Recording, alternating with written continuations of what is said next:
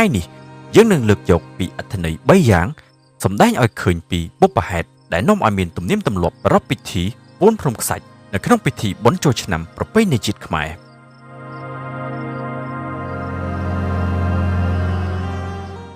អត្ថន័យទី1នោះសម្ដែងថាពិធីពូនភ្នំខ្សាច់ប្រារព្ធឡើងដើម្បីឧទ្ទិសដល់ព្រះមនីចេតិយរបស់ព្រះសម្មាសម្ពុទ្ធដែលតាំងនៅស្ថានតាវតឹងមានន័យថាភ្នំខ្សាច់ដែលគោលលើគ្នានោះប្រៀបបានដូចជាកូនភ្នំមួយតំណាងឲ្យព្រះចេតិយដែលតម្កល់ព្រះសារីរិកធាតុដែលជាព្រះអធិធាតុនៃព្រះសម្មាសម្ពុទ្ធហេតុនេះនៅពេលដែលបានពូនភ្នំខ្សាច់ហើយនោះគឺហាក់បីដូចជាបានចូលរួមកសាងចេតិយថ្វាយព្រះសម្មាសម្ពុទ្ធជាលទ្ធផលអ្នកដែលបានពូនភ្នំខ្សាច់នោះទទួលតាំងនៅស្ថានតាវតឹង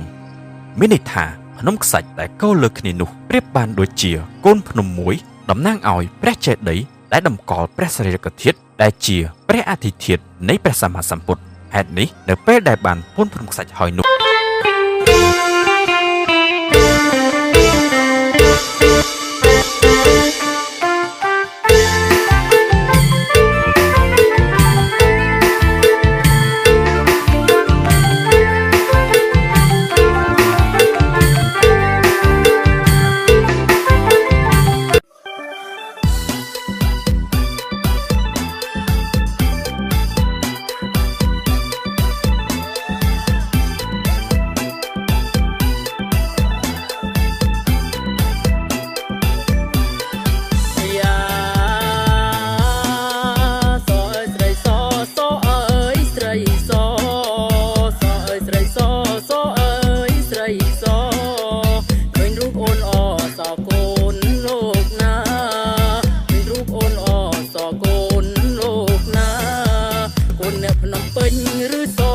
ខ្ញុំគ្មាន